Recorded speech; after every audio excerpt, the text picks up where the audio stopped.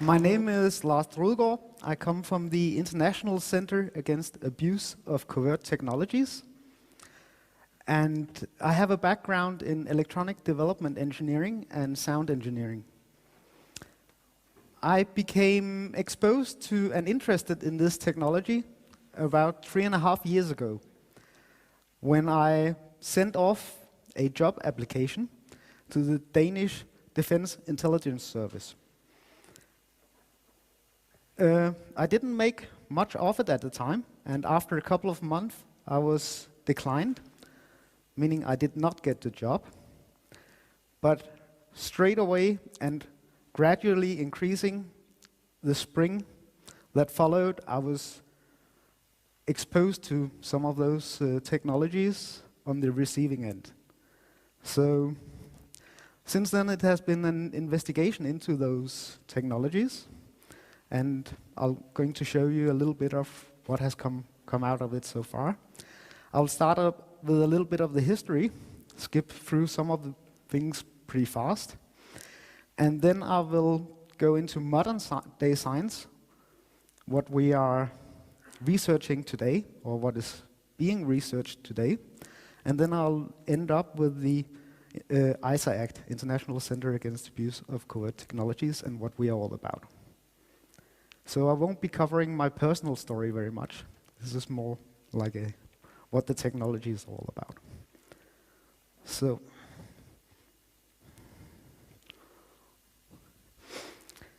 some of the things that started in the early 1900s with the eugenics movement. I just skipped the one here.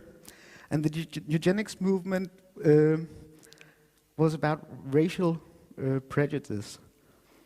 And it became heavily funded by some of the industrialists in the United States, the Rockefellers, the Kellogg's family, and others. And they were, especially the Rockefeller family, were very much funding the social engineering sciences and behavior sciences. And a lot of the technologies that come today have a basis in behavioral sciences. So I'll just quickly skip through some of them. Pavlov and his dogs, we just saw before, was very famous for measuring saliva from dogs and children and determining that when they felt hungry, they produced their saliva. And after a while, when they were exposed to men in white coats, they started to have the saliva without the food. So this was the conditioning process he noticed. John B. Watson determined by his work with children that behavior is dictated by fear and not love. Basically, that's his conclusion. And next one is, of the big behavior scientists, is Hobart Murrah. He coined the expression frustration aggression. He put some of his students through some electrocution signals, just not extremely painful, but so that they could feel them. And every time they were having those, he switched a light on.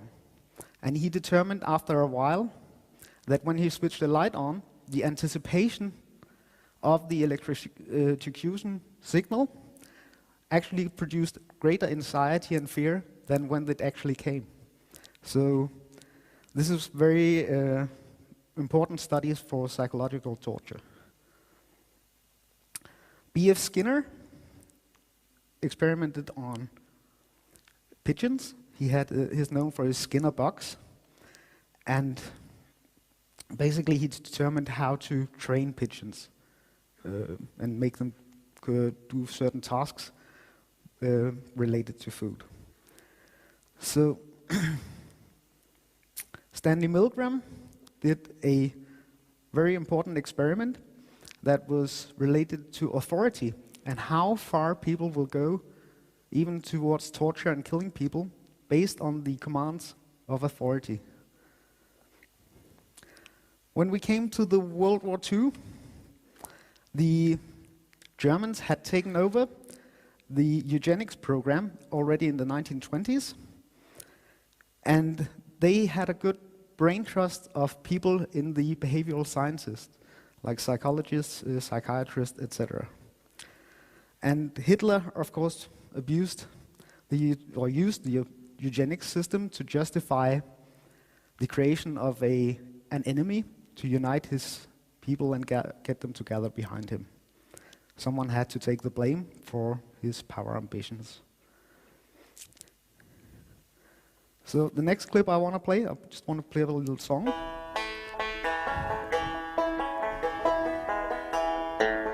Die Gedanken sind frei, my thoughts freely flower.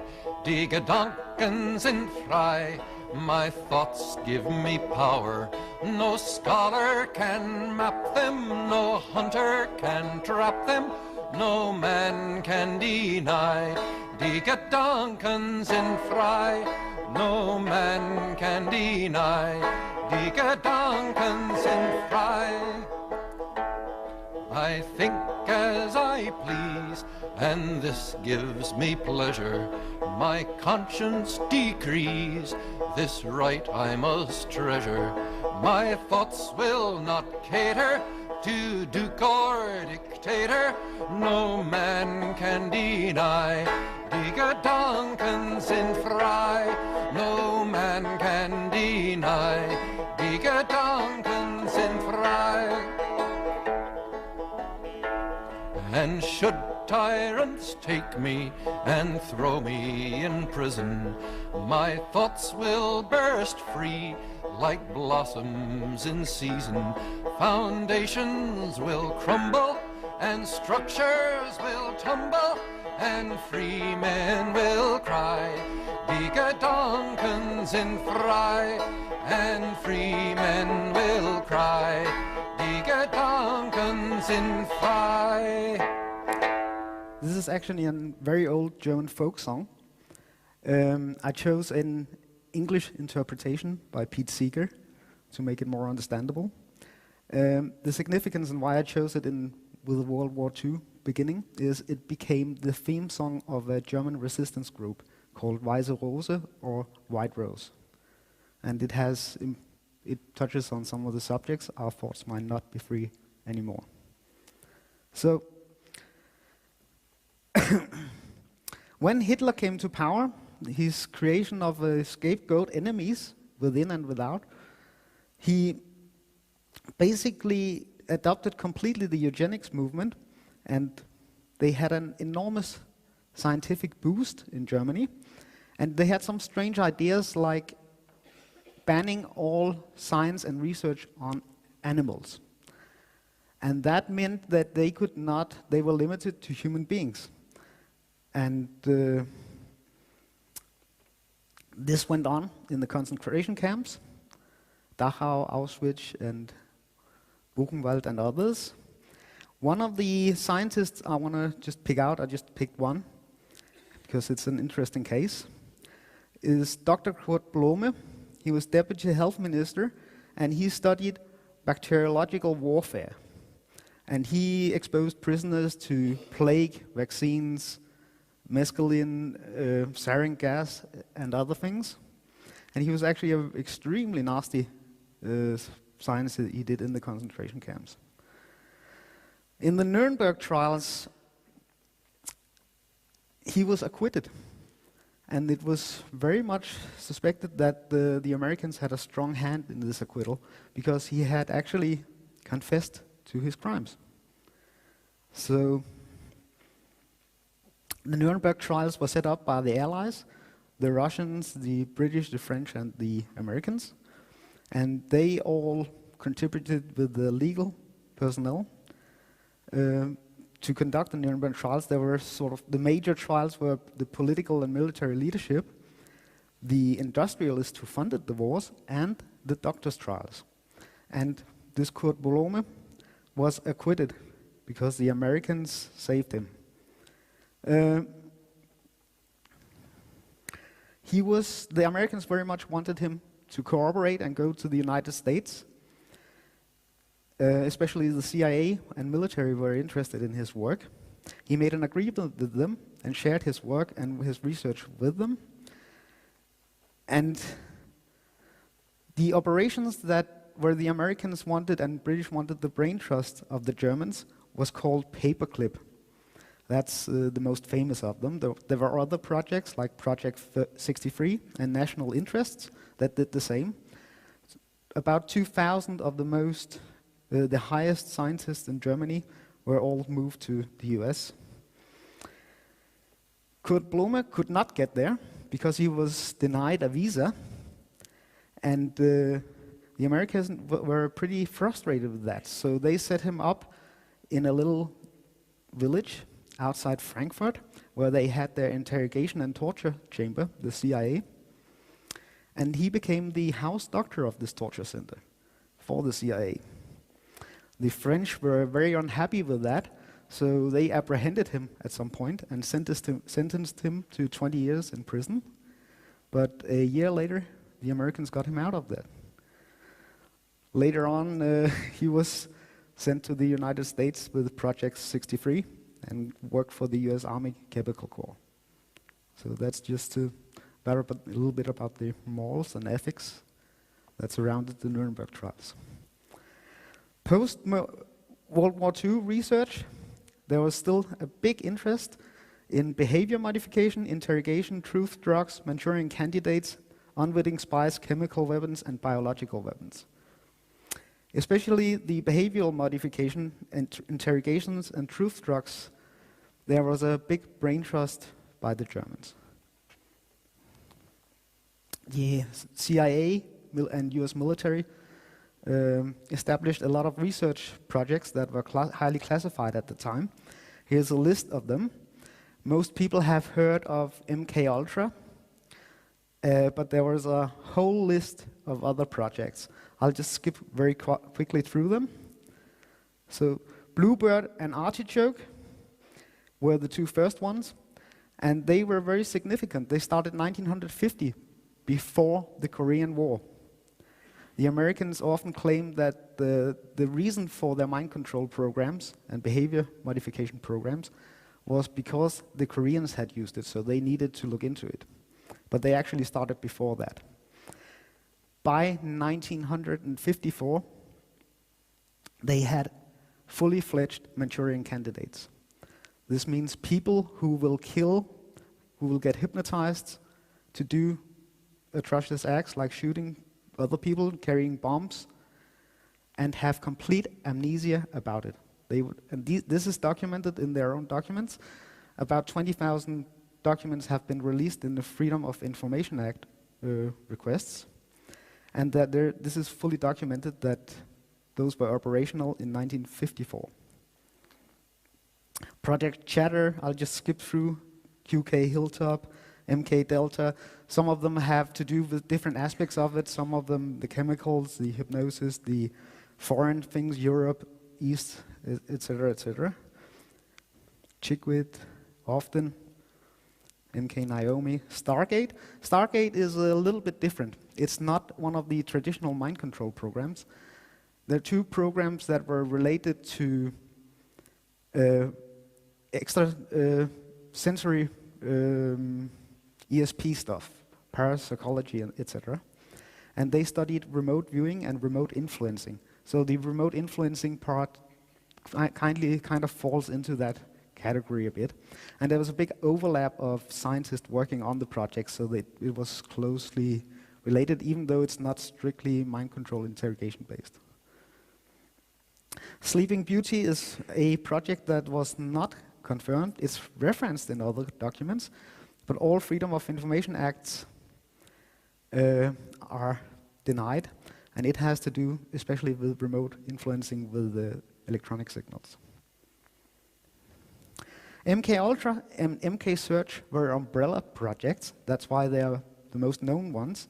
MKUltra had 149 sub-projects, and that was all kinds of different experiments.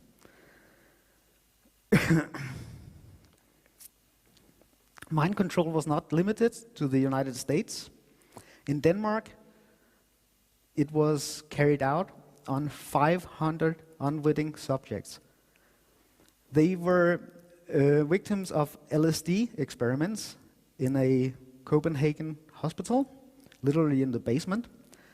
A quarter of the 500 people committed suicide very fast after they were subjected to this, and the rest basically had a miserable life from there on. One man stood up, a farmer from Jylland, where we are here. Gunnar Sandvej was his name. He fought relentlessly for 20 years against the hospital and the Danish government. He was labeled all kinds of things, and he was basically fighting in vain. It wasn't until 1985 when a book was written on his story and a TV documentary. It created public outcry, and the politicians were forced to basically pay the compensation to the victims and acknowledge that it did happen. In Norway, there was also 500 victims. The difference was they were all children and they were all German refugees. They have not been compensated yet. The MKULTRA program, also some of the sub-projects had to do with electronic implants. Sub-projects 61, 129, 94, and 142. And I want to take one of those, and I want to read this document. Memorandum for the record. Subject, Project MKULTRA, Sub-project number 142. 1. The purpose of this sub-project is to provide funds to support a small biological program of electric brain stimulation involving some new approaches to the subject. Redacted. This support allows for the rental of minimum space and equipment and the part-time employment of a pair of hands to carry out the work planned by Redacted. The reason for separating this work financially from other efforts of Redacted in the agency's behalf is to allow him to engage in some very practical experiments at some point in the work which would present security problems if this effort were to be handled in the usual way. Some of the uses proposed for these particular animals would involve possible delivery of systems for biological and chemical warfare agents, or for direct executive action type operations as distinguished from the eavesdropping application of Redacted. There are a couple of interesting things in this. Executive action means murder. That's the term used for killing people. It is carried out very secretly, and I really noted this expression as distinguished from the eavesdropping applications of, which meant when this was written, they already had implants for eavesdropping on people. This, when I go all the way back to the top, this was 22nd May 1962, 50 years ago. So 50 years ago, they could implant people and they could be unwitting spies. There were a lot of people, Dr. Heath and many others, who were involved in brain electrode implants. The most famous is Dr. Jose Delgado. He worked at Yale and had naval funding for his work. He did a lot of different experiments, both on animals and humans. And we're going to see a famous little video here. This is done where he implants a bull in Cordoba in Spain. This is 1965.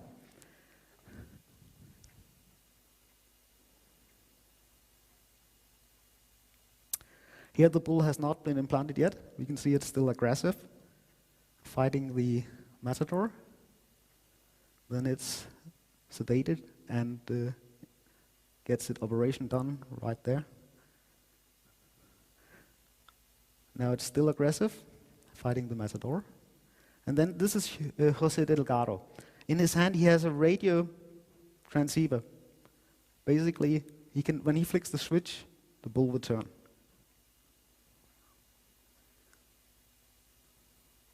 This was 1965.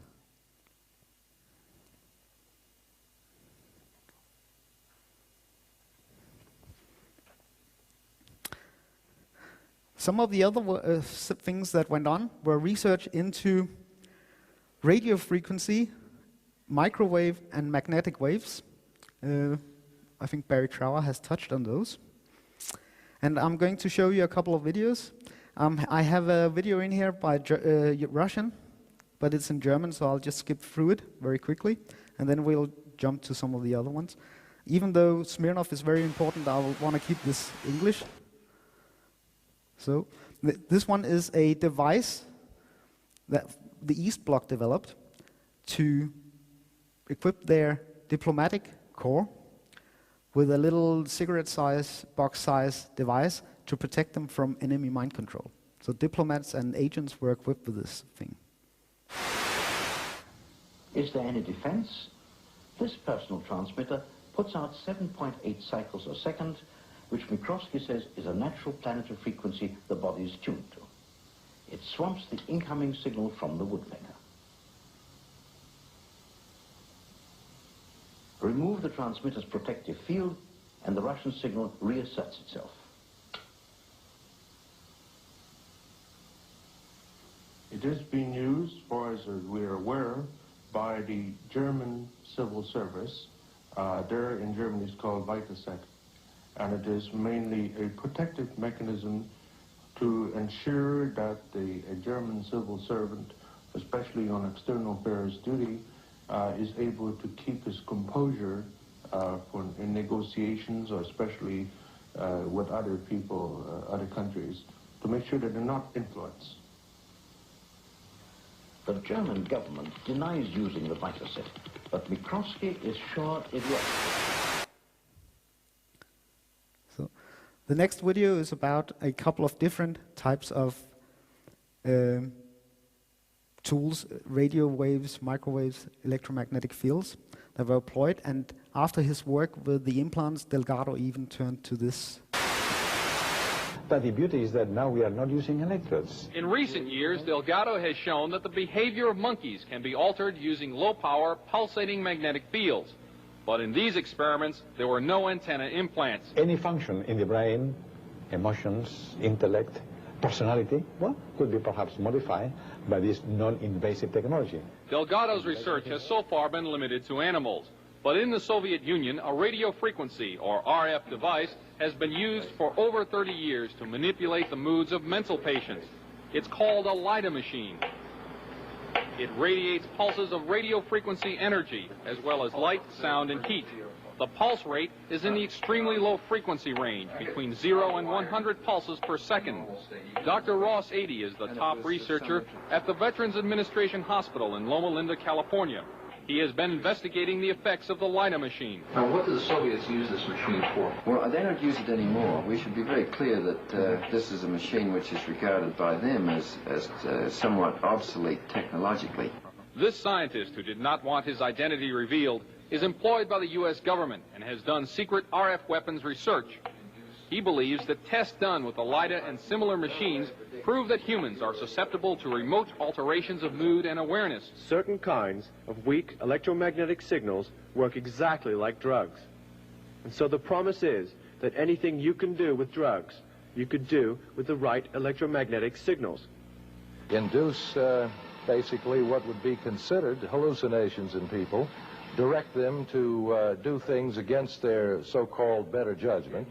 How easy would it be to assemble a weapon from existing off-the-shelf parts? In 3 weeks, I could put together a weapon that would take care of a whole town.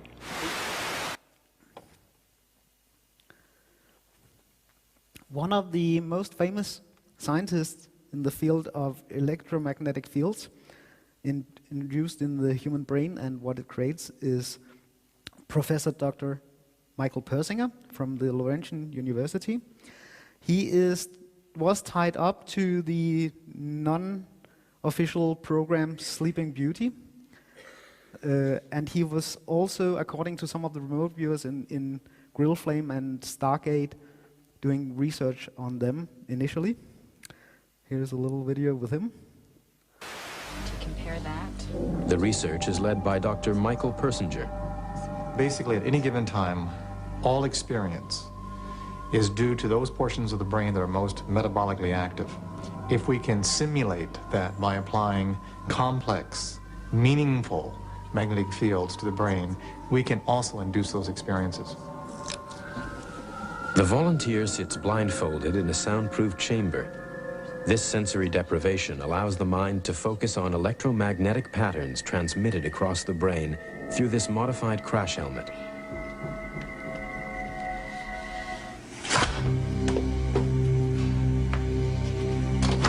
Dr. Persinger hopes the research will benefit psychotherapy. We tried to evoke the fragments that compose the near-death experience and other mystical experiences, such as detachment, feelings of moving through a tunnel, hearing voices, the sense of a presence, usually on the left side. Our major thrust is ultimately to apply this to dealing with things such as psychological depression. If you stimulate the deep portions of the temporal lobe, so you can get very, very vivid imagery, and the emotional commitment or the emotional sensation that something is profound, real, cosmically real, and personally significant. It's a male voice, but it's like really, really far away.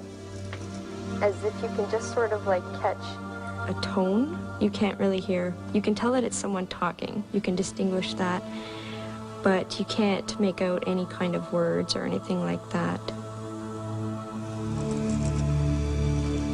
What we've been doing recently is generating words as magnetic patterns.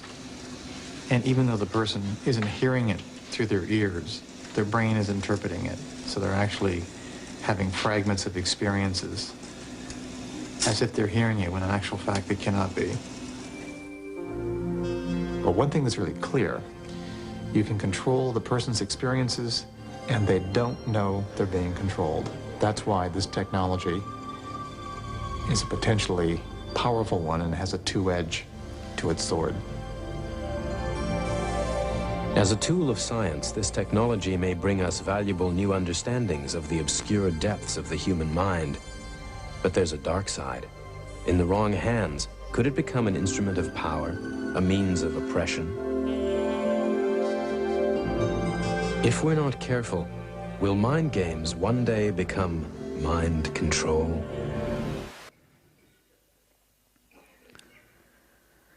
In the 1970s, the CIA's wrongdoing were starting to become apparent, and there was a committee formed to investigate the wrongdoings. It's commonly referred to as the Church Committee. It was after the chairman of the committee, Senator Frank Church. It also had a subcommittee chaired by the late Edward Kennedy that looked into especially the MKULTRA programs. Richard Helms, the CIA director at the time, had ordered all documents destroyed, but they forgot about some boxes that were tucked away in a warehouse somewhere. That's why we have a lot of, there are 20,000 documents still available. One of the people who were involved in those MKUltra programs was Miles Copeland. Most of you might know he is a musician, and a rather famous one. But he was also a CIA agent working with the MKUltra program. And he stated to a reporter that the committee only got the barest glimpse of what was going on. So, okay. Yes, but I know he also plays with plays some, I don't know. So, and he also said that the research went into the electronics after that, but it was transferred to a different department in the CIA called ORD. After 1973, Governor Ronald Reagan in California proposed that prisoners should be implanted with devices developed by José Delgado to track their every move and monitor them and basically catch them if they should escape and control their behavior. This was made public, and it caused public outcry, so the whole project was shut down. But the significance of this is that this was public knowledge in 1973, that this was going on, this was possible. What did those programs amount to? They amounted to physical and psychological torture. Some of the things that have come from them is KUBAC, SIR, interrogation drugs, and Manchurian candidates. The KUBAC is the name of a CIA interrogation and torture manual. It was released in the Freedom of Information Act in 1996, it says, and it basically outlines a lot of the things that were studied in the MKULTRA programs, that DDD, debility, dread, and etc. So, this research is all very similar to the work that was done by the Nazis. This shows that the brain trust of the programs basically were German and not Chinese. They also studied the Russians and Chinese techniques that were somewhat different. SIR is a school that was set up to protect special operations people, intelligence people, and pilots to avoid getting damaged with those interrogation techniques. The SIR school is built on the findings in the KUBAC and the behavior things that the CIA did. In recent years, the SIR school has become famous because they have reverse engineered the torture programs, and what we all have seen is what's happening at Guantanamo Bay, Bagram Air Base, and Abu Ghraib. So, not only the drug system played a major role in the MKULTRA programs. It recently came out that the CIA had enormous stockpiles of a malaria drug called Lariam. The active compound is called mefloquine, and it has some very, very serious side effects. Aggression, paranoia, vertigo, panic, anxiety, insomnia, suicidal tendencies. That's some extreme side effects. And it's recommended to only be given before serious evaluation by doctors. Nonetheless, at Guantanamo, the prisoners were given this drug. Usually, it's given once, 250 milligrams is a recommended dose. The prisoners were inoculated with 1,250 milligrams, 5 times the dose, not once, but weekly. So basically that is psychological waterboarding. There's one more little fact about this that is indicative of that this is interrogation and torture, deliberate torture. There is no malaria in Cuba. So we're going up to the 70s, and in the times we live in, with the war on terror, I just want to show you what we consider the beginning of terrorism. Germany, 1967. The children of the Nazi generation have grown up in the ruin their parents created. They vowed fascism would never rule their country again. Diesmal werden wir Widerstand leisten. Wir haben eine Verantwortung vor der Geschichte. Wir bauen eine Gruppe auf. Wir werden die politischen Verhältnisse ändern. Wir machen das. Wollen wir dabei draufgehen?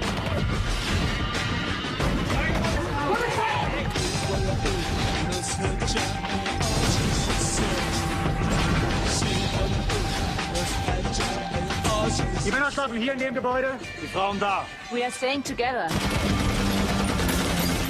Screwing and shooting are the same. People try to put us down just because we get around. Things they do look awful.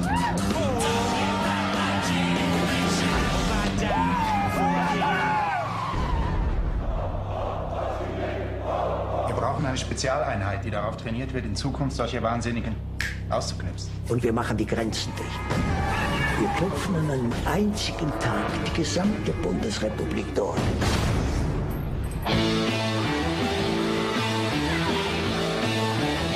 In their fight for freedom, they lost themselves in the cause. Da sind mehr von uns drin als draußen. And ignited a revolution around the world. Es läuft total aus dem Ruder. Meet the original faces of terror.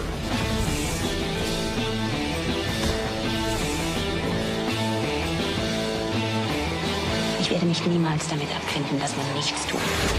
Niemals. The Baader-Meinhof complex, based on the true story of the Red Army faction. There is no hard evidence that they have been subjected to any of those techniques. I just want to stress that. But there are a couple of interesting things that surround their cases. In 1962, Ulrike Meinhof, one of the leaders, had brain surgery. And she had a metal object implanted in it, allegedly a metal clamp. And she was a very prosperous young journalist at the time. And all people around her stated that this surgery completely changed her personality. And she basically joined the Baader-Meinhof and became a terrorist. When they were apprehended in 1976, she committed suicide by hanging herself. But at her funeral, her brain was missing. Okay. 1 year later, 3 other members, Andreas Baader, Gudrun Enselin, and Karl Raspe, also committed suicide. Andreas Baader shot himself in the back of his head. Yes. Their brains were also missing when they were at the funeral. In 2002, Ulrike Meinhof's brain reappeared, and it was, once more there was a funeral. The other brains are still missing. So what it is indicative of that there is someone who wants to study this, at least. So, how can we all be controlled collectively? Nick Begich, a Canadian, has done a lot of work into researching the capabilities of a project in Alaska called HARP, or High Aurora Research Facility. And one of the capabilities it has is to transmit ELF waves, extremely low frequency waves, that are the same waves as our brains operate on. So it's very feasible, and he basically makes the point that it was stated in the original planning of the project as well, that it had this capability. Another thing is silent sound spectrum. I jumped over the Smirnov video because it was in German, but basically that is to encode signals into any other signal. It can be a sound signal, it can be a video signal. Hypnotic patterns can be programmed into this, so they cannot be heard, but the subliminally, the subconscious does recognize them and does react on them. And Smirnov states in his work that these signals can be put nationally, but they can also be induced in any signal that is airborne. So you don't have to go into cables to basically use this.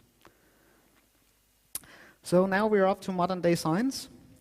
DARPA is the US military's research facility. They basically have a lot of, get all the money from the Pentagon and redistribute it and to all the projects around. I'll only touch on the neuroscience.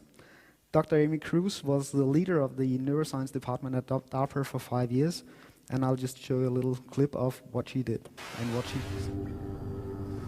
The January 2008 issue of Aviation Week carried an article based on interviews with the woman who oversees some of the most provocative current DARPA research. Dr. Amy Cruz began serving as a tech consultant to DARPA's director immediately after receiving her doctorate in neuroscience from the University of Illinois. Now she is in charge of some of the agency's literally most mind-boggling research. Among the items now on her plate, research into computer analysis of brain waves detected from satellites without the subject's knowledge. It's expected to help intelligence analysts precisely identify and locate targets based on the hostile thoughts of enemy forces, and to help leaders in the theater of operations know if their deployed troops are alert enough to realize the intensity of whatever situations they're about to face. Experiments have been run with soldiers whose brain waves are seen by their commanders via wireless computers. When a commander knows a soldier has gone into tunnel vision from information overload, he will know that he has to count on someone else for key actions and commands during an attack. An earlier project, called Augmented Cognition, AUGCOG for short, gave birth to something Cruz is working on currently. That is the Neurotechnology for Intelligence Analysts, NIA program. Phase 2 of the NIA project began recently. Honeywell's work is being augmented with participation from Teledyne Scientific Imaging and from Columbia University, which is aggressively building its neuroscience reputation. Phase 3 is expected to produce a prototype that intelligence agencies will road test. According to Honeywell, the technology is nearly ready for operational use. Altogether, AUGCOG and NIA research has linked several corporate and academic teams with the 4 different military services. Daimler Chrysler with the U.S. Marine Corps, Lockheed Martin with the Navy, Boeing with the Air Force, and Honeywell's team of some 11 industry and university partners with the Army. One of the most brain-twisting and talked-about areas of recent research, for instance, is something called the Active Denial System, or ADS, which was demonstrated in late January 2007 at Moody Air Force Base in Georgia. ADS is the byproduct of larger ongoing research looking for technology that could delete and then replace a person's memories. That last sentence is guaranteed to make any true science fiction fan remember at least 3 recent mainstream movies with variations on the same theme. Another on-the-horizon reality actually seems like a direct lift from science fiction, specifically from Minority Report. And in Science Fact, a team of neuroscientists has actually developed a brain scan-based way of finding hints about what a subject is intending to do. The scientists built their research on findings from earlier studies that used fMRI to understand what goes on in the human brain when the topic at hand is racial prejudice, violence, or lying. I'm going to show you one more neuroscience, or 2 more neuroscience videos. More and more we will be able to measure and understand how our brain cells function. Deciphering our consciousness is another question. But the experiments of Dr. Yang Dan have proved that in principle it is possible to read and to understand the brain. I didn't know that we started this thing again. So this is a digitized movie. We present this to the animal and we record the activity of their visual neurons. And these electrical signals that we recorded from will travel through these cables. She managed to tap the vision from the brain of a cat and to reconstruct what the cat sees onto a computer screen. So this is a digitized movie. This particular movie is a short clip from Indiana Jones, I think. Here we see the 2 images next to each other. On the left, the image that was shown to the cat. At the right, the image that is tapped out of the cat's brain. Thoughts or something.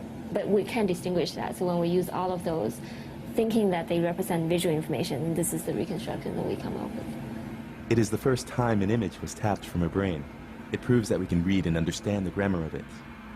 The face is recognizable, but I still can't avoid the impression that the face has something cat-like. Other scientists use a completely different approach. They take the brain cells apart and let them grow in a small dish on top of a computer chip. They printed a pattern on the chip with a product that the brain cells love to eat. While consuming the product, the cells get stuck to the right spot and their tentacles are guided by the pattern. This way, the whole network of brain cells can be entirely controlled. Let me disconnect the light show. Dr. DeMars, for instance, tries to communicate with his brain dishes and teach them several tasks. So each of these dishes contains about 20,000 or so neurons, which are firing away as we speak. So each one's an individual network, and they'll fire spontaneously. We take living rat neurons and they will rapidly form a neural network. And we have this grid of electrodes underneath the surface of these living neurons, and we can listen to the conversation among the neurons. And we can also stimulate activity within that network. We can send in different patterns of stimulation and look at how the network changes as a result of those stimulations. And that's how we do what we do. What he does is to teach his brain dishes how to control an airplane. The network can essentially fly the aircraft in a pretty optimal way. So it won't overcorrect too much, and it'll be able to stabilize it in a wide variety of conditions. I think I've programmed like a 50-knot.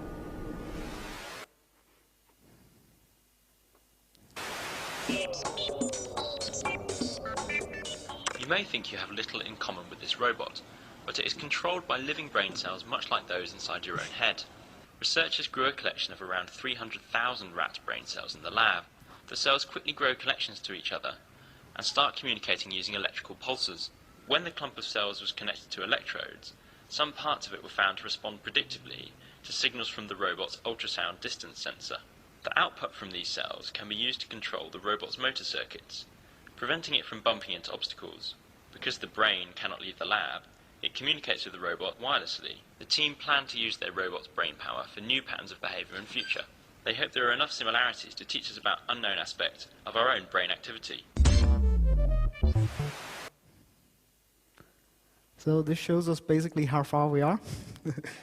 So towards new computing.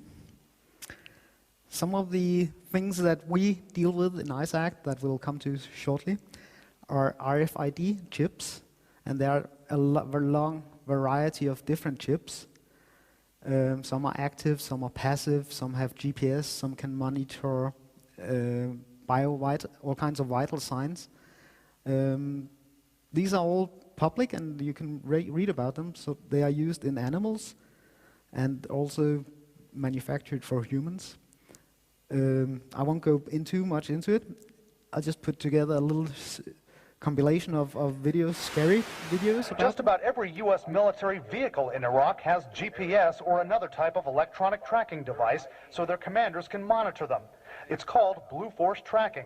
Some law enforcement units back home have experimented with chips that give physical data about officers but don't have tracking signals. One option, placing a tracking microchip under a service member's skin. Former U.S. Special Operations officers tell us they believe that's being developed. Current military officials won't comment on that, Wolf. Is there, for example, a microchip, a watch, a tracking device we can use for our kids? We are working on a product that we have called internally a PLD.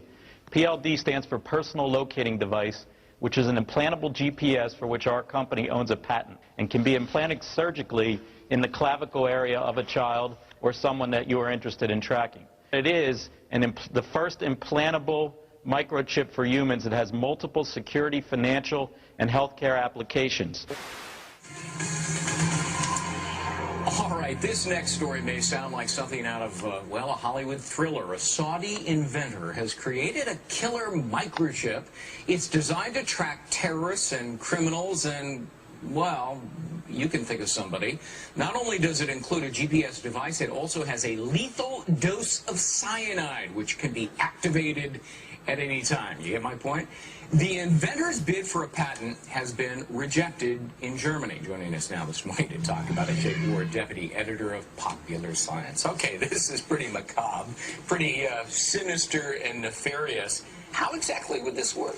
Well, there's a category of technology that involves GPS tracking systems being shrunk down to the size where you could actually implant it surgically. And we've seen a number of applications for this. This is without question the most sinister version of it that I've certainly heard of. You know, and the notion of tracking criminals is not new, but the notion of killing them remotely, I think, is a whole new thing. Yeah, and Germany says, look, we're not going to approve this because for that very purpose. And apparently, in some of the paperwork in applying for the patent, you know, you could track fugitives from justice, terrorists, illegal immigrants, criminals, political opponents, defectors, and Saudi Arabians who don't return home from pilgrimage. It's a little bit wild. I agree. I mean, the thing about you know, this kind of patent is Germany has very tight laws about making sure that you're not registering something that really is just a bad idea, a scary idea. And in this case, this guy obviously has some very strong feelings about what it would be used for, but it just seems a little outlandish. Yeah. Well, terrorist groups might be interested. I'm sure they'd be happy to grant their own form of a patent for that. Sure.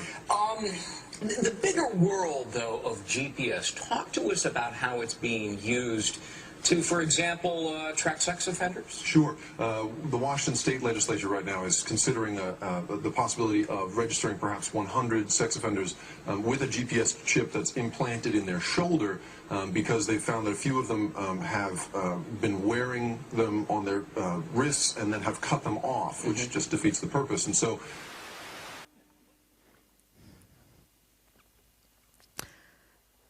lie detection is becoming a very, very heavily investigated thing in neuroscience. There are two major new techniques that are developed.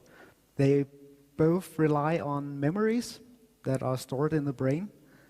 The first technique is projecting images to the brain, and if the image of a crime scene, a murder weapon, or anything like that is familiar, memory-related areas in the brain will light up. I speak from personal experience. I have seen such pictures. It's a pretty strange phenomenon. It was just bizarre because I hadn't seen the images before, so there wasn't much to it. The other system is a lot more sinister. It basically locks the brain into a specific topic. They either record and send back a brain pattern to the brain when it's on a specific topic. So they force your brain onto a topic they want to explore. Then they let go, and the brain automatically goes off in different directions they want to go in. And they keep doing this repeatedly for days, weeks, and months until they have explored every aspect of this topic area. And the research has been funded in those by the FBI, the Navy, and the CIA especially. It's said to be MRI, but at the same time it says that the CIA is street testing it. I don't know. Have you seen big MRIs traveling around on trucks? I haven't. So the technology does work on the other techniques as well. But by the way, this is torture beyond imagination when your thoughts are forced.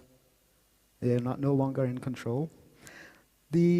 Recently, or last year, the US President Obama put together a bioethics commission that was to look into some of the bioethics violations and give guidelines to the president on what's going on. At the meetings, a lot of experts were assembled, and there was open days for people who wanted to complain. And a lot of the people who are subjected to those technologies and torture showed up. Several hundred showed up. They couldn't speak, all of them, and a lot of people were rejected out hand. But it did get through, and I know a lot of people from around the world even sent copies, including myself, to the commission. The report is due in December. I'm looking forward to see if it reflects what they've heard. Next, we are going to see a clip with Dr. Francis Collins. Some of you might know that he was the charge of the Human Genome Project. He's now director of National Institute of Health. He had this comment at the Bioethics Commission. Dr. Francis Collins is the director of the National Institutes of Health. Let me just say a word, though, about neuroimaging. Certainly the problem of incidental findings, though, is an enormous, obvious overlap with the genetic situation. MRI scans often give things you didn't expect, and often they're things you don't know what to do with. UBOs, as they're called, unidentified bright objects. Do you want to have one of those in your brain? Well, you might, and what are you going to do with that? Very difficult to say. And then getting again into forensics, lie detection. Certainly there are those who believe this will become a more accurate means of assessing when somebody is practicing deception, and then other available methods. Personality prediction or profiling, again, something that might be used in making decisions about who gets access to which particular kinds of jobs or in the military, or also could be used in courts of law. Neuromarketing, a little scary concept there, trying to assess when people are responding effectively to certain kinds of advertising or branding, or even who's got the brain that's going to be most susceptible to a particular kind of manipulation. So now we're what I'm actually here about, the International Center Against Abuse of Covert Technologies. In the United States, a doctor named John Hall discovered that when measuring with a radio frequency detector, he could detect radio frequencies emanating from people who are symptomatic, who have complained of or been suspicious of being tortured under this system. And according to the doctor, that it's not natural to emanate radio frequency. So Jesse Beltram from Sacramento in California, he decided to make a tour through the US, and I got in touch with him because we have international Skype meetings. And basically we decided, okay, if they're doing it in the US, I'll go through Europe. So they shipped over the equipment to me, and we did it simultaneously, where they traveled in the States and I traveled in Europe. And we're going to see a video clip on that in a moment. First of all, I just want to explain the situation. There are thousands and thousands of people who are victims of this technology around the world. The internet has become sort of a focus point for many, Facebook in particular. And there are also big organizations in Japan, in South Korea, and in the US. I think the biggest US organization, Freedom from Covert Harassment and Surveillance, is about 1,500 members. The Japanese organization has 900 members. Only a fraction are members of the victims.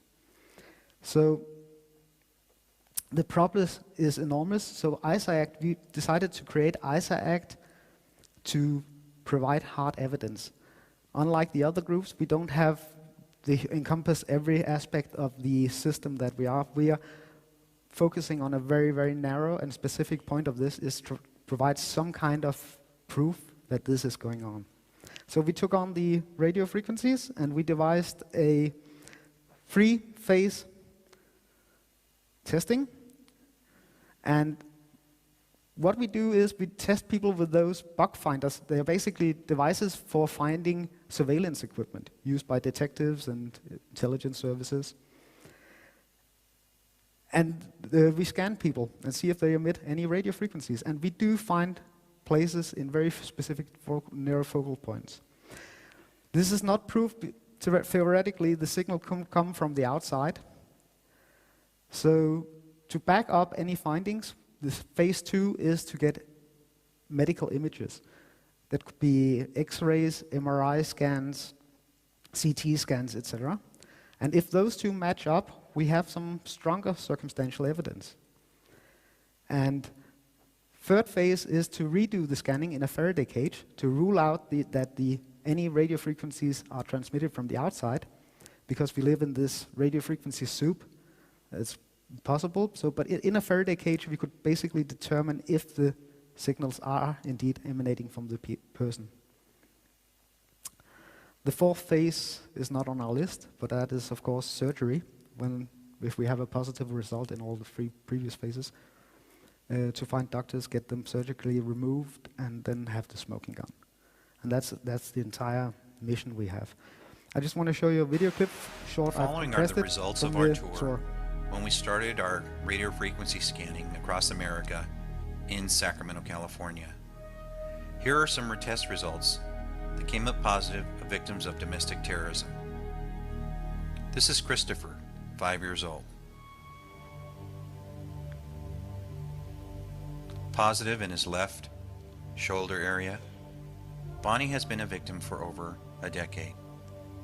She came up positive for RF transmission in her right TMJ. David came up positive in his right shoulder region. Richard Northern came up positive for RF transmission near his left TMJ area.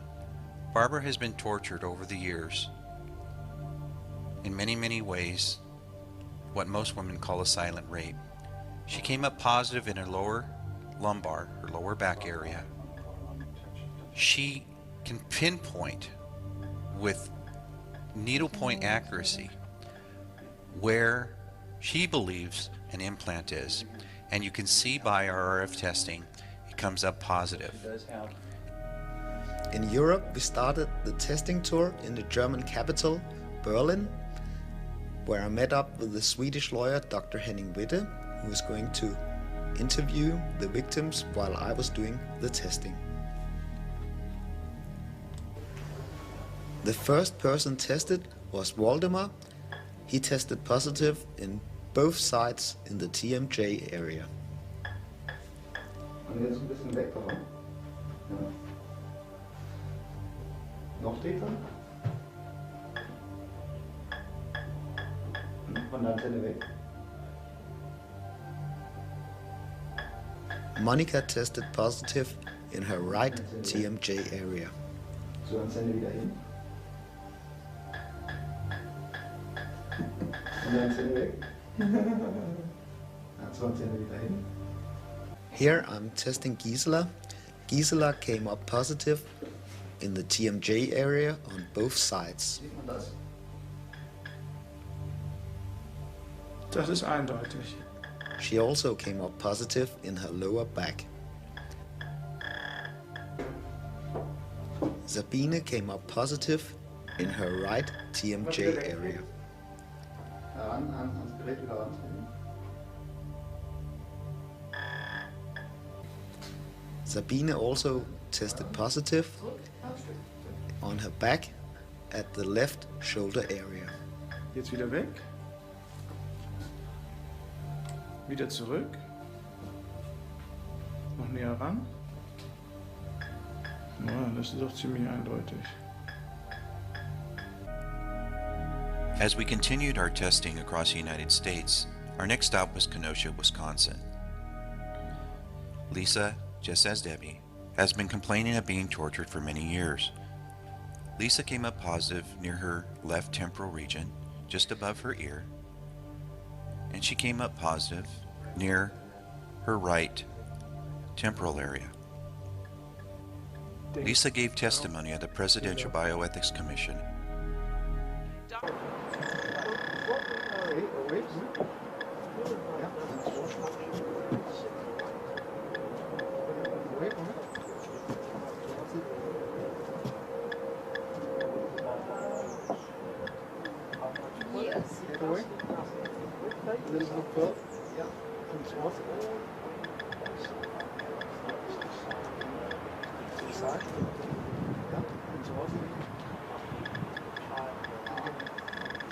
Bit to this side.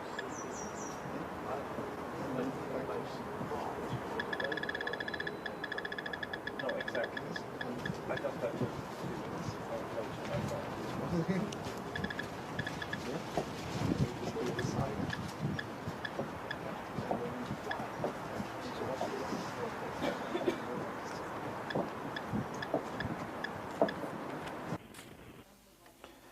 So this is an MRI scanned, as you can see, and that circled in red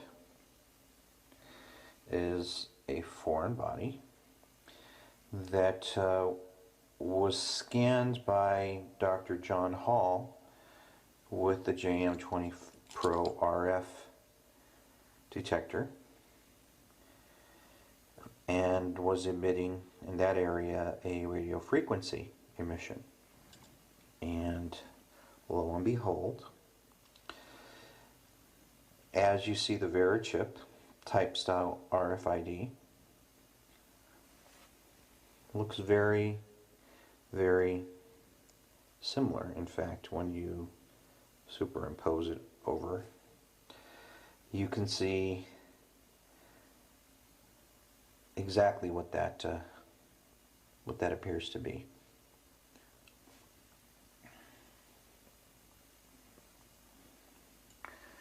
turn the page on a close-up, so if it's not easily read, you can easily see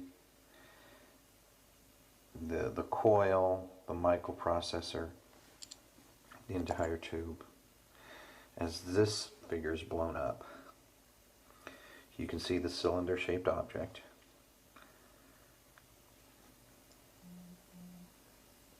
It's pretty evident. And there you go.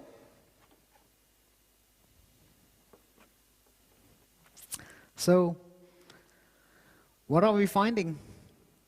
Some of the statistics say that were done by surveys with the bigger American organization. They say that approximately 70 to 80% of the victims are female, and we are basically collaborating this. We had 82% of females. Of the symptomatics group, 60.7% were female, 39.29% were male. The females tested 82.35% positive and 17.65% negative. Males 84.5% positive and 15.5% negative.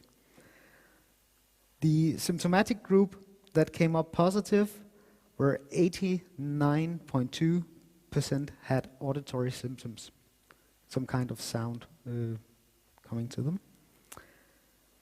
So that's what we are finding, and we are currently at phase 1 and phase 2. We're working towards getting to phase 3 and 4, and we hope to manage to get all the way to phase 4 this year. The challenges we are finding at the moment is that there's a whole research field of electronics or science that I jumped, and that is organic electronics. There are a lot of the new technologies that we cannot see on imagery systems. They are completely invisible to X-rays, MRI scans, any type of this thing.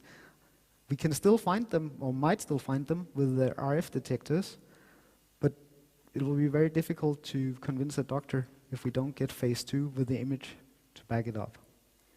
That's one thing we are facing, is that this implementation of organic electronics. So that's our big challenges. So we hope to prove basically that these crimes do occur while the old technology is still around. There are a couple of known cases. Robert Neslund from Sweden had an implantation in the 1970s, and his was removed. It was quite big. There's no picture of it here. And also a lot of Vietnam veterans were implanted. They were somewhat different. They were to stimulate insulin, or what is it called, to make them aggressive. And there's, what? Adrenaline, yes. And basically to make them aggressive at certain points. The question is, they have sued recently last year the US government, but the question is whether or not this was consented, or at least it was not full and understood consent. So the next one here is David A. Larson, a politician in the States. And what we see here is a part of one of those implants that was removed from him. What you see, the little round thing is a part of a coin, how small they are. His implants were of a medical type device. They were different than the encapsulated systems. And it comprised several parts that fell apart, basically, as it was taken out. Bob Boyce is an inventor, and he had a Faraday cage where he did some testing, and he detected some strange radio frequencies. He couldn't work out where they came from. And then he, after calibrating and checking all of his equipment, he had to conclude that the frequency was coming from him. And then, unfortunately, he got cancer and had that removed. And in the cancer, you see, there was a embedded microchip. So that's the danger of this. The radio frequencies are dangerous and cause cancer where they are implanted. So some of the things that we also do is we do questionnaires to work out what people have experienced and to see if there are any correlations to find out. It's very hard to find correlations among the victims. It seems to be very broad. We have majority are female. Psychiatry is, of course, the worst enemy. Even though, as I showed you, the technology has been around for 50 years. It has been done for 50 years now. If you ever mention that you might have a microchip into you, it's very likely you'll get committed with a delusional disorder.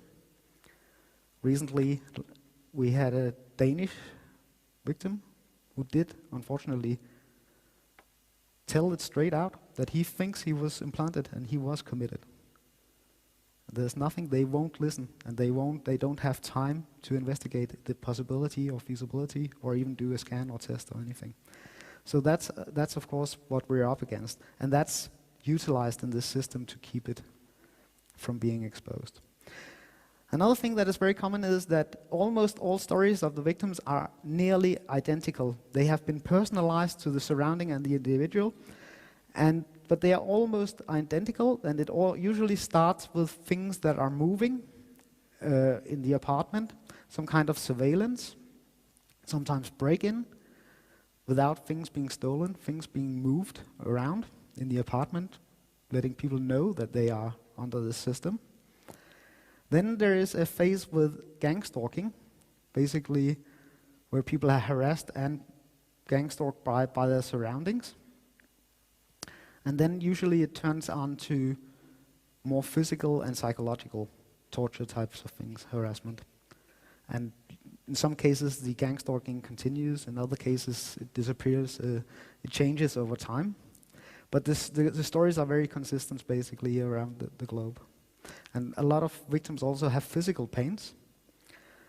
Some of the pains are truly physical, but we are very certain in ICAACT that a lot of the things that people experience is due to what is called NLP, neuro-linguistic programming, where basically a person can be programmed to perceive anything. It was originally developed by Dr. Richard Bandler. He was a co-creator of the system. And he, of course, created it for humanitarian purposes to help people. But it is also known that he did teach the CIA and the FBI and other agencies how to use it in a negative fashion. So we know this system is used, and that could account for some of the physical symptoms because it's all perception. But we have seen a lot of people who have burn marks, etc. So there are more technologies in play. So I'm going to play a couple of recent statements. The first one I'm going to play is from a Hollywood production. So that's not really, doesn't account for anything, but this is the behind the scenes of a Hollywood production called The Recruit, and it's basically a recruitment film for the CIA. There's something odd about what he says. Have a good listen. Next up is Robert Baer. Some of you might have seen the movie Syriana. It's based on his first 2 books that were true accounts of his life. But this clip is a sound clip from his 3rd book, a fictional novel called Blow the House Down, that gives a somewhat alternative interpretation of what led to 9/11. Sometimes things that are true or could be true are best kept in fiction. Then we have Vice President Biden, and I'll touch on that. First, the recruit. Many of our young officers are given actually amazing amounts of responsibility because it's actually the youngest officers in the clandestine service that very often have the biggest and most important cases because they are the ones who haven't yet been sort of tainted with the involvement in espionage. Don't look now. You being a suspected or absolutely confirmed CIA officer. You can't trust your best friends. Your 5 senses, only the little voice inside you. Most civilians don't even hear. Trust yourself. They have to have a skill that cannot be learned. Most civilians don't hear it, okay? Looking back on it now, I think that's the moment in this horrible skein I felt the sickest over. I fed India the bait, and she took it, hook, line, and sinker. I'd recruited her. The truth jabbed me in the brain like a cranial probe. The faxes, the transcripts of KSM's calls, the methyl nitrate, Frank's options trades had all been boring deeply into my thoughts while India slept softly on my shoulder. Then I remembered a seminar on methyl nitrate I'd attended. Those two don't really ever count for anything. They are fictional. So, but the next ones are interviews. Here's Joe Biden interviewing Supreme Court Justice Jackson, or before Robertson, I think his name was, before he was accepted. Our constitutional journey did not stop then, and it must not stop now, Judge. And we'll be faced with equally consequential decisions in the 21st century. Can a microscopic tag be implanted in a person's body to track his every movement? There's actual discussion about that. You will rule on that, mark my words, before your tenure is over. Can brain scans be used to determine whether a person is inclined toward criminality or violent behavior? You will rule on that.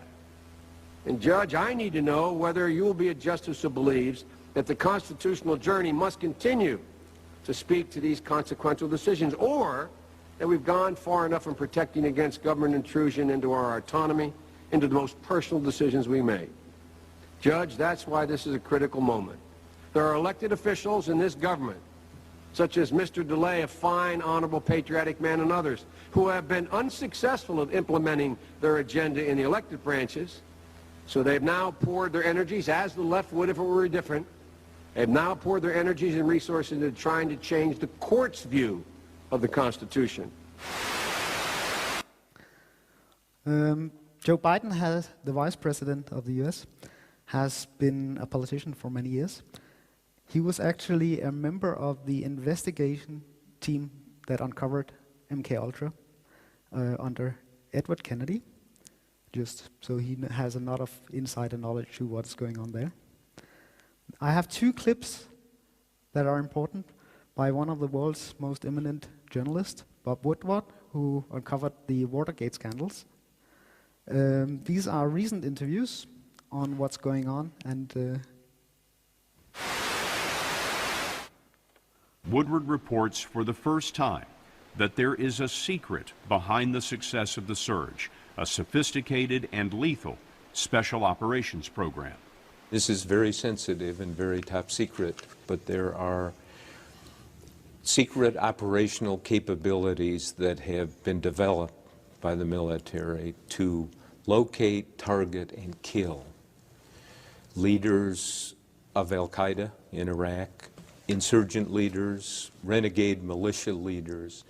That is one of the true breakthroughs. But what are we talking about here? Is some kind of surveillance, some kind of targeted way of taking out just the people that you're looking for, the leadership of the enemy? If you were an Al-Qaeda leader or part of the insurgency in Iraq or one of these renegade militias and you knew about what they were able to do, you'd get your ass out of town. There is another revelation in your book about U.S. intelligence, and that is just how closely we are watching the Iraqi Prime Minister, supposedly our ally, Nouri al-Maliki.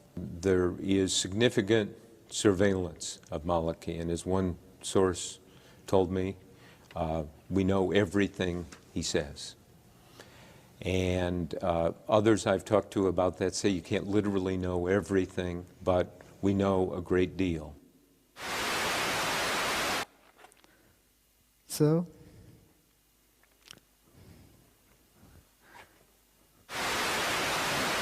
let's talk about the surge and what was accomplished from the surge. The administration is saying that the reduction in violence, whatever success is now being enjoyed in Iraq, is primarily because of the surge. Is that what your reporting proves?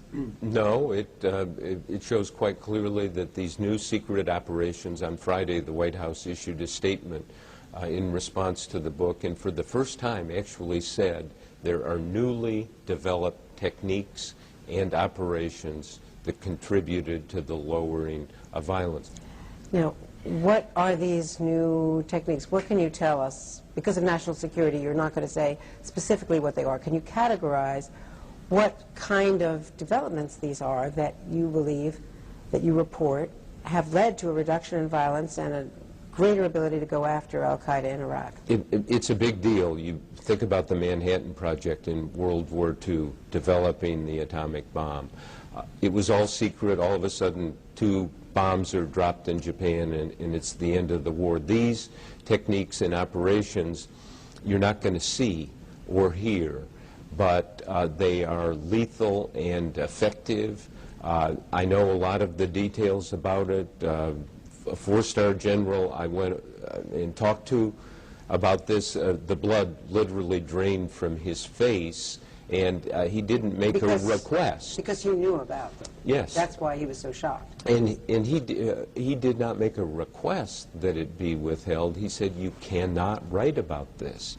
And when you look at the details and the nature of the operations, he and others are right. But is this one weapon system, or is this a matrix of new developments? I'm just, you know, the White House said it very much the way I said it, new techniques and operations.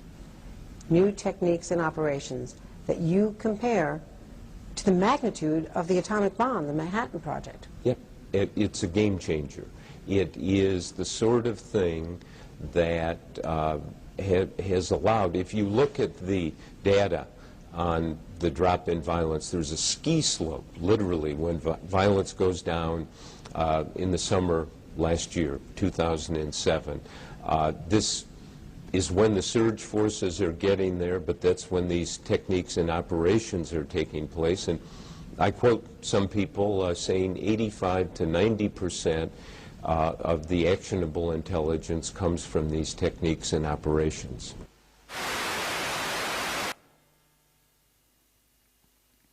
Mm-hmm.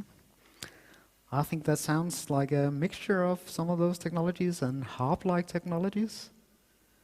Don't you? Sort of, we can pacify all the people, we can listen to what they say. That's basically what he describes.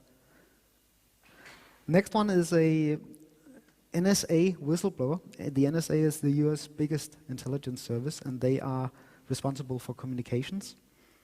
And we're going to begin with William Binney. You worked for the National Security Agency for more than 3 decades. Almost 4. Almost 4 decades. Yeah. So when they did that, those people came to me and said, you know, they're doing this, you know, and they told me what they were doing. And so I immediately went to the Intelligence Committee, because the Intelligence Committees were formed to have oversight over the intelligence community, to make sure they didn't monitor U.S. citizens. This was a fallout of the Church Committee back in the 70s. Because the oversight that's given to the intelligence community is virtually non-existent from Congress. I mean, they're totally dependent, because they have no way of really knowing what's happening inside the agencies that are involved, unless they had people who would come forward and tell them, like me, for example. They would not know those things. It needs to be out in the open. We need to, as a democracy, we need to say, do we want our government doing this or not? And do we want our government to have this data or not? And if so, if we want them to have it, then what kind of controls? And they have to be a little bit more visible. It can't all be done in secret. You can't have secret interpretations of laws and run them in secret and not tell anybody. Or can't make up kill lists and not tell anybody what the criteria is for being the kill list. The number of people who've been indicted are more than all presidents combined in the past. Right, and I think it's to silence what's going on. But the point is the data that's being assembled is about everybody. And from that data, then they can target anyone they want. Bill Binney, talk about Bluffdale, Utah. What is being built there? Well, a very large storage device, basically, for remote interrogation and remote processing. Well, a very large storage device, basically, for remote interrogation and remote processing. For remote interrogation.